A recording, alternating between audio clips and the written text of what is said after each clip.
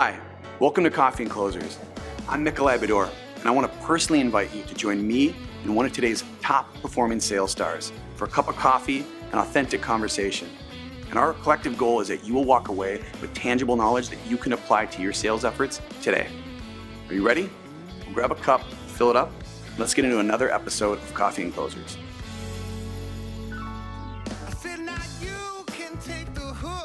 I know everybody's looking up here and thinking, wow, Nikolai, he's really fixed himself up. This is not Nikolai. My name is Josh Feedy. I'm a good friend of Nikolai. He and his wife are having a baby.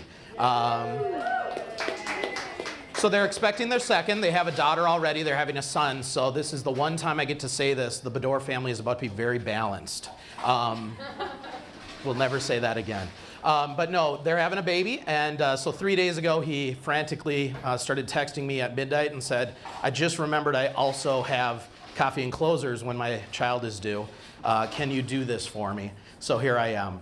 I work right downstairs at Foundry. I'm a director of business development there. I'm also building my own software product for sales professionals. So sales is just part of my DNA. I love sales like everybody here. So quick show of hands for our guest today. How many of you is this your first time at Coffee and Closers? Wow. Awesome. How many of you are new to sales? Okay. How many of you know everything about sales and don't have anything more to learn? One per our film. Great. Thanks, Eric. Yeah. No, so this is going to be great. I'm really excited about our guest today, but really quickly first I want to thank the sponsors. We have some tremendous sponsors. You'll see the man at the camera back here. This is Jensen Studios. Eric Jensen provides all the video work for Coffee and Closers, so that will allow you to watch this again later on YouTube or on the podcast. We also sales is the greatest legal addictive in the world. I believe that with all my heart. But another great legal addictive is coffee. So we also have our great sponsors over here with the cold press. We're going to, give them a round of applause. We're going to halt cold press production while we're recording today. I apologize for that. It's just too much ice sounds.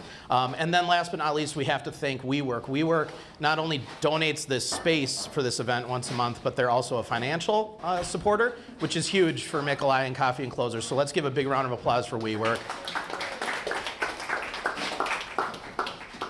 All right, so today's guest, I've been chatting with him all morning. I think you guys are going to love this one. His name's Alexis James. Has a very interesting background, a very interesting path to where he's been. He's worked for companies like Loeffler and Oracle. He's been a top sales performer there. He went to flight school, thought about starting as a pilot, and was also a professional gymnast. So I'm expecting that as he enters here, it's going to be something really awesome. I'm expecting something more than just a casual walk-up. But let's have a round of applause for Alexis James.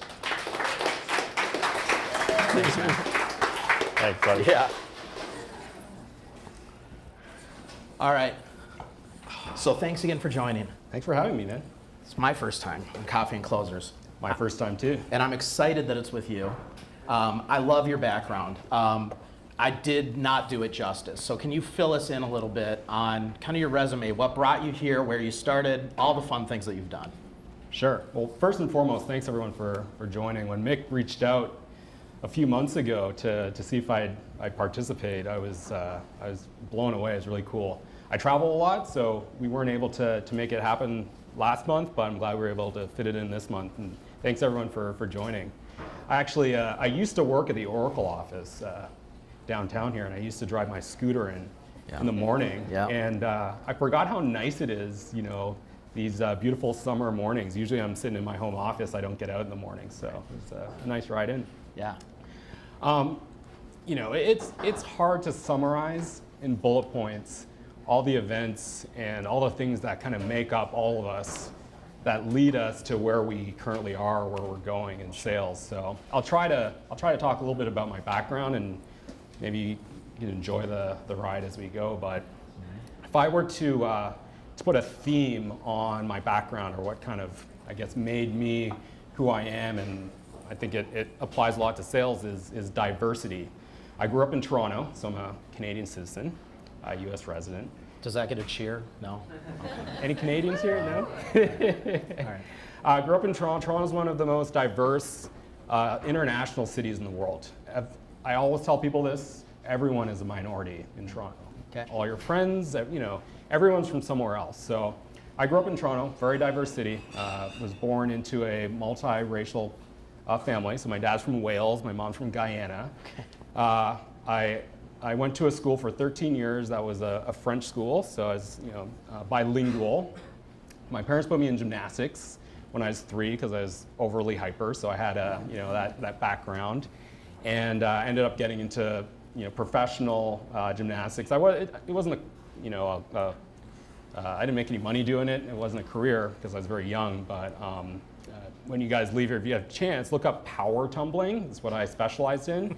And I was on the World Canadian gymnastics team for power tumbling. I actually won Worlds, I think, in 2011. So I grew up in a very diverse background. When I graduated from high school, went to college for a couple years, didn't really know what I wanted to do. Went to a big college, partied a lot, had a lot of fun, and decided to take some time off and get a job and figure out what I wanted to do. So my sister at the time was living in New York City, which is another, very diverse place to live. Moved to New York for a year, and I thought that I would find this really cool job in some sort of athletic. I was this gymnast, and I figured, all these gyms are going to want to hire me, and I can do this personal training. No one wanted to hire me because I didn't know anything about all the different body parts and all the the technical things that they want you to do. So I ended up getting 2 jobs in sales. Is what I was good at. So the 2 jobs I got were couldn't be any more different. They were only a few blocks away, but on Broadway. I worked at a store called Blades Board and Skate, which was this selling surfboards and rollerblades and skateboards. It was a 100% commission job. I've won all the sales contests, all the spiffs. And the other job that I worked was called Western Spirit, complete polar opposite to Blades Board and Skate. Sure. Selling Native American art, $1,500 cowboy boots. Keanu Reeves came in. What movie is it? Devil's Advocate. There's a scene where he's going down the stairs and they zoom in on these cowboy boots that he's got. He bought those in the store where I worked. Nice. So I was selling all these different things, and did you sell the actual boots to I Keanu didn't, Reeves? and I didn't even recognize him when he came in. He looked pretty rough. But, yeah. So that was New York City. Moved back to Toronto, and I was about to start school again. I was working at a beer store, another retail store, another sales job, and one of the guys I was working with was learning to fly. And I was like, hey, I'm going to get into flying. That's what I want to do. I want to be a pilot. These really sexy stories of coming in and landing, in these airports. So I decided to move to the States and begin a flying career. I went to school. Didn't really, I was kind of uneducated Canadian as far as the geographics of the US, and I found a school in Kansas. It was a Mennonite college in a Mennonite community. So I went from Toronto to New York to Kansas. Diversity there. I would just say, though, that being geographically challenged might not be the best thing for a pilot. But they do have just GPS throwing that these out days. there. Okay. So so I moved down. Lasted a year, but I got my private instrument commercial ratings. I did really well. By the 6-month mark, I was mentoring other students. I really did well. Really enjoying it. One of the guys I was flying with had transferred to St. Cloud State. That's how I ended up here. Figured I would, move to a bigger school. Ended up living in Plymouth and commuting, and that's how I ended up in Minneapolis. Okay. So when I graduated, or when I was about to graduate, I was looking at the aviation industry, and it was really difficult as a pilot. $150,000 student loan debt, and the first few years as a pilot, you're an instructor, or you're working part time. You're not making any money. So I need to get into something else. I added a business management minor, and when I graduated, I was interviewing around General Mills, all these big companies. Never considered sales ever. Even though I worked during college at Sears, 100% commission selling appliances, did very well. Never thought sales was just kind of this fallback. Right. So the recruiter, they go through the interview process and they're like, man, you're a sales guy. I'm like, no, I'm not in sales. And she's like, just trust me, go interview at this company. It's a copier company. It's like, I was halfway out the door when she said that. Yeah. And just go check this place out. So I went down, lots of nice cars in the parking lot. That's a good sign. Everyone in suit and tie, very professional, very sophisticated place. And I thought, wow, you know, let me give this a go. And so that's how I got into business sales. And wow. That's kind of the path that got me here. And that was at Loeffler. I was at Loeffler, yeah. And then from Loeffler, what prompted the move into software sales? Well, Loeffler was, that was a pretty difficult job. You know, it's a commodity sale. I was pounding the pavement in Burnsville with a suit and tie. You know, these mom and pop shops saw me coming up, you know, with my bag, my suit and tie, and they're like, look at this, you know, sales guy. And so it was a difficult role. And I did that for 3 years with a varying degree of success. And one of your previous speakers, Jason Mitzo, I'd met him through another friend. He was actually recruiting at the time. And I reached out to him, and you know, I thought maybe he could help me with finding my next role. And I kind of admired, you know, he's always someone I admired, and I was like, well, why don't I give a try at recruiting? The recruiting didn't really work too well for me, but just by chance, he had also just moved to Oracle, and I'd connected with a recruiter there, and you know, just one thing kind of led to another, and I ended up getting into Oracle, which was obviously a really great move. Right, and less pounding the pavement, more inbound, I would assume at that point, or were you still outbound? Yeah, so I started at Oracle as an inside sales rep. Okay. If you're unaware of how their organization is set up, they've got an inside sales group, which maps to a field territory. And so I started inside sales selling their ERP product. Okay, yeah. Yeah, so I think, you know, that's one thing. Anybody that's been in sales for any amount of time, we've all had multiple different positions within sales, right? I think everybody's kind of had that pound the pavement and had the smile and dial moment in their life, right? And then they've discovered the magic of inbound, right? And then their entire world changes because people are actually contacting them and they don't have to make the effort to.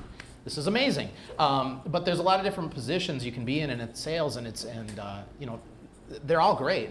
It's finding the one that's the best fit for you, right? And so while you were finding that best fit, one of the things that we always ask guests is failures. Failures are always going to be a thing, right? You can't succeed without learning from a failure, I believe, right? So let's talk about maybe some failures that really stuck out for you in your journey. Sure.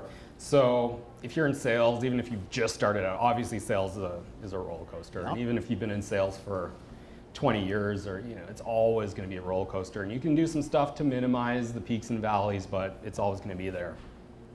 My biggest failure, well, not biggest failure, but one that really sticks out. So I was in the inside sales organization for 3 years at Oracle.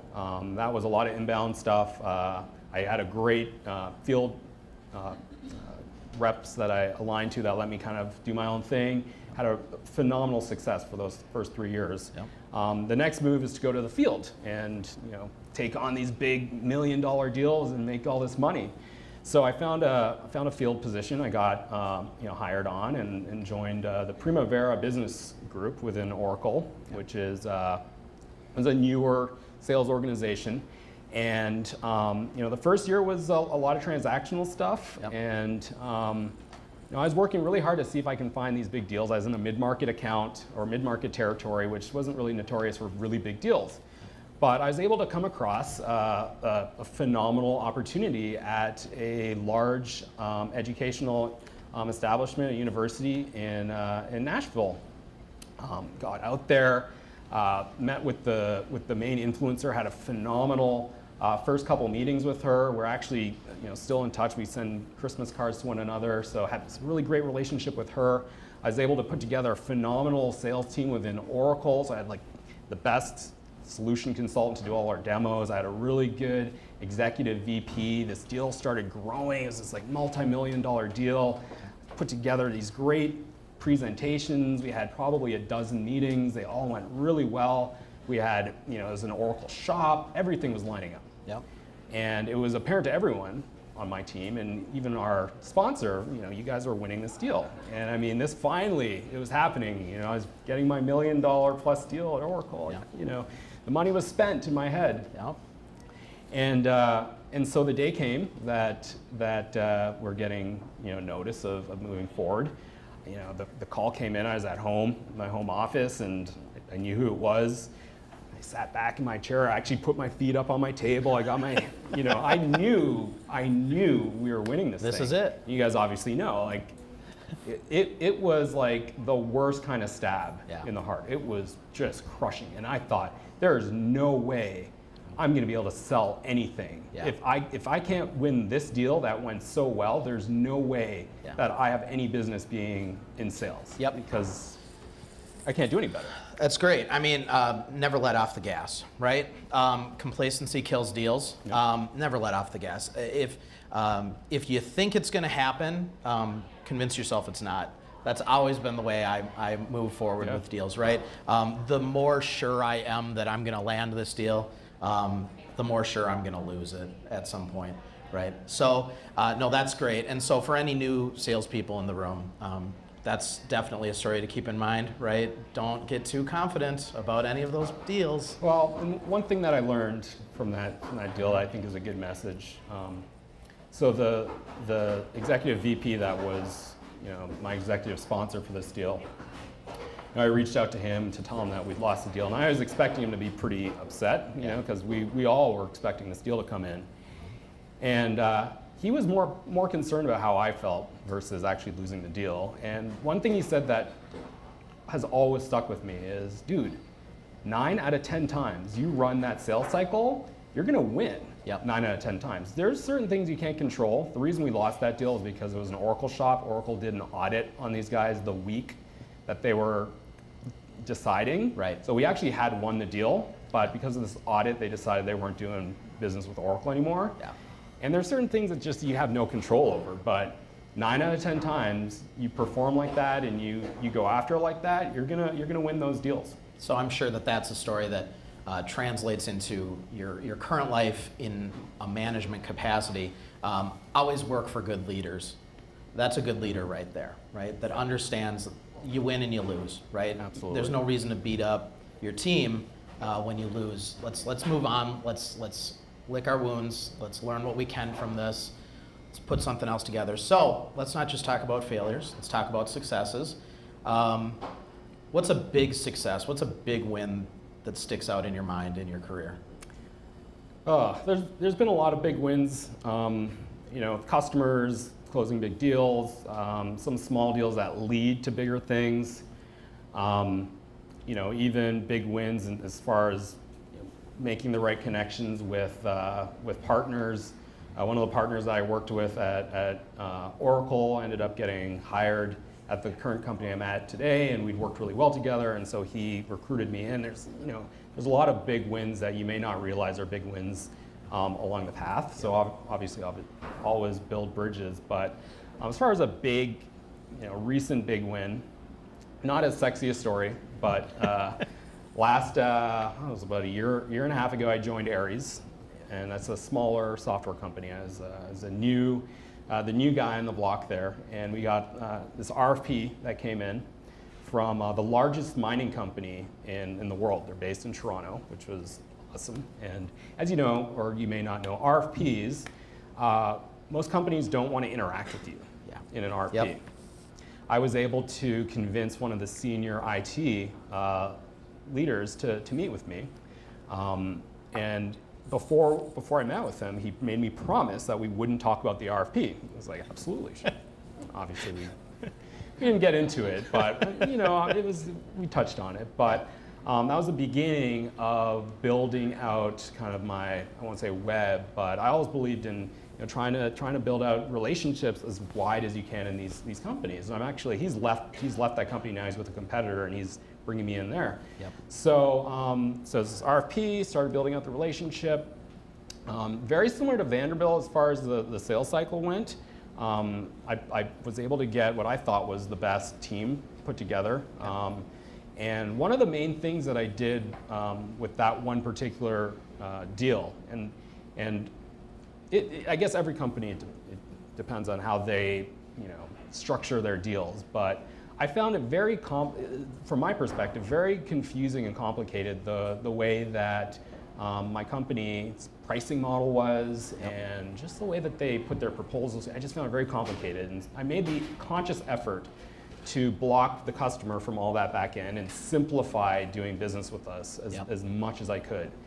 Because at Oracle as well, they have a lot of different products, a lot of different salespeople, and the customers, one of the biggest complaints that customers have is it's hard to do business with you. And if I can be easier to deal with than my competitor and all else is equal, you're going to come our way.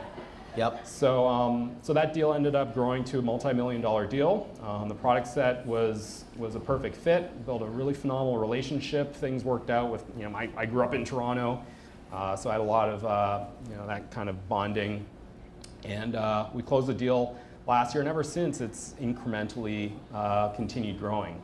And so not as, no big fireworks with this one, but I think just executing having a strategy. Mine was simplifying the sale. I can't even count how many deals in my life I've won just because I made the process simple. And I've had the prospect tell me, I'm choosing you because you made this simple, right? It's an important thing to pay attention to. Sales, especially in a longer sales cycle, can turn into a very confusing, monotonous process, and it can become very disorganized very easily. And it can become very easy to become a little complacent and not stay in contact properly, not ask the right questions along the journey. The easier you can make a sales process on somebody, the better. So I think, that's great. Completely, yeah, that's great. So let's talk about your process a little bit. Are there any podcasts you're listening to, books you're reading, sales tools you're using? What are you incorporating in to your process that you would recommend other people in the room incorporate into their strategy? Sure. So again, sales is such a diverse thing. So it's so dynamic. So every sale is different, obviously. I may come in the front door in one sale, I may come down the chimney in another. The back window, every approach is going to be different. Sometimes I'll use certain tools. Sometimes, it's through a relationship. Sometimes it's through prospecting. So it's all different. But there are a few things that I try to, as far as my business strategy, I try to focus on.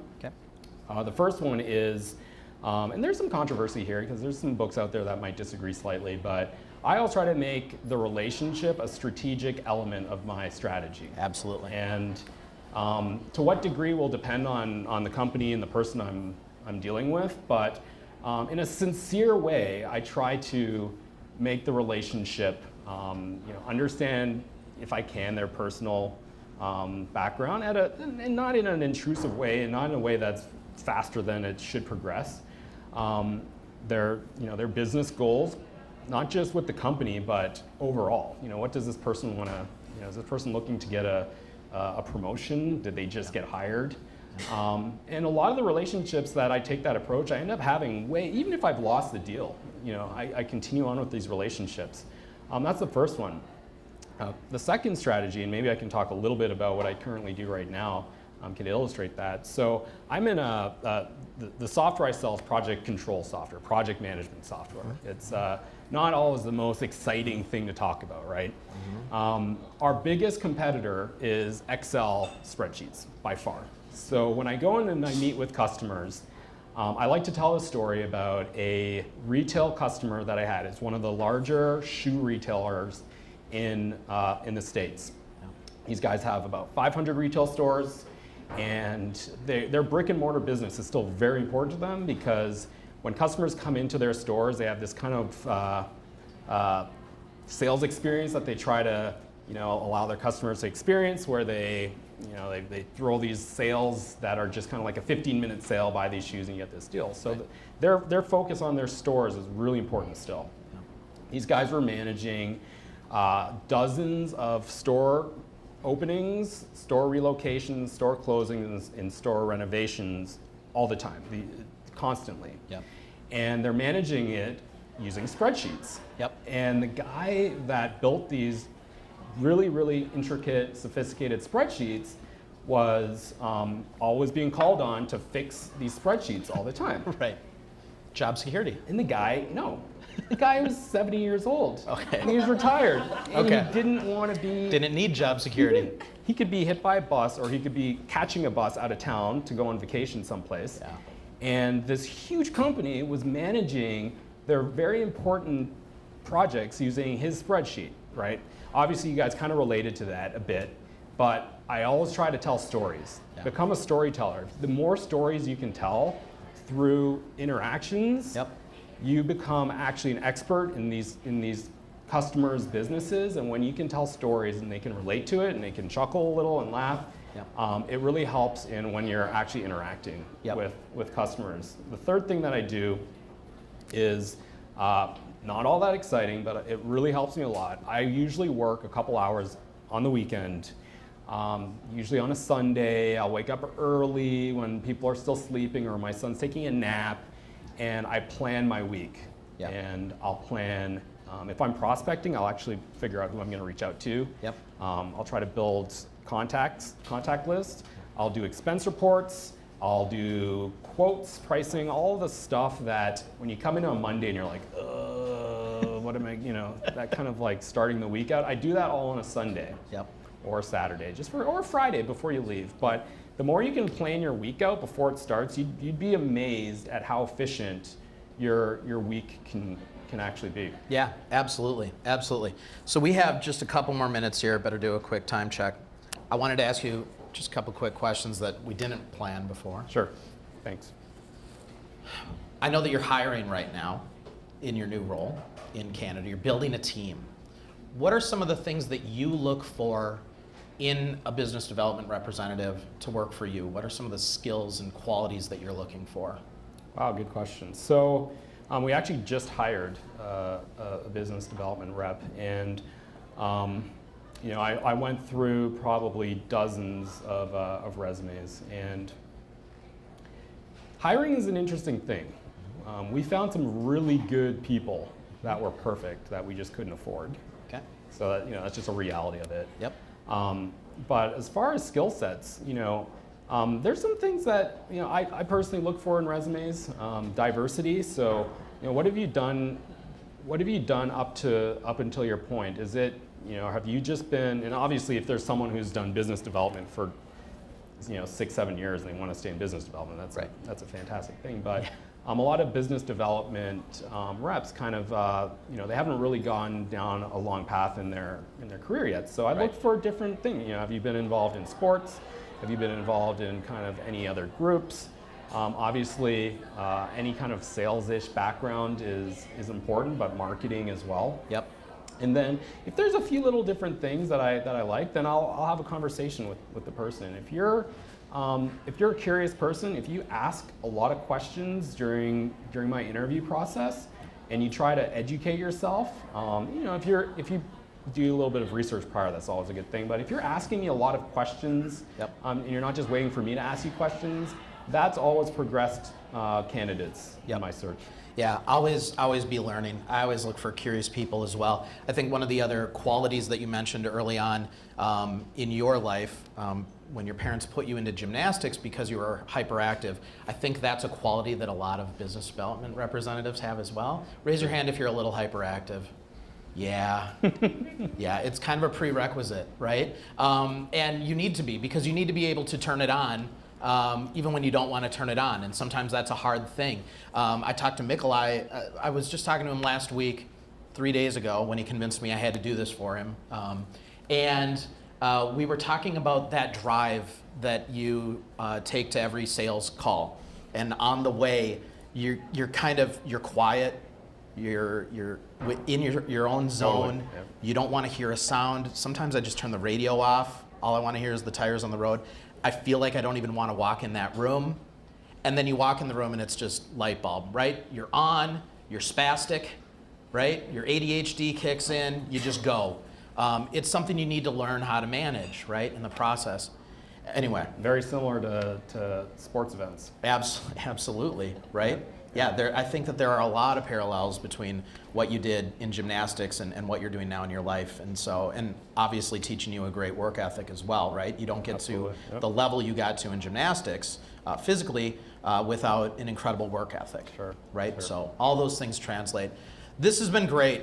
That's been fun. I'm so happy that you came on the show even without Mikolai. I know it wasn't the most fun to sit down with me, but we will have the Rockstar Mikolai back next month.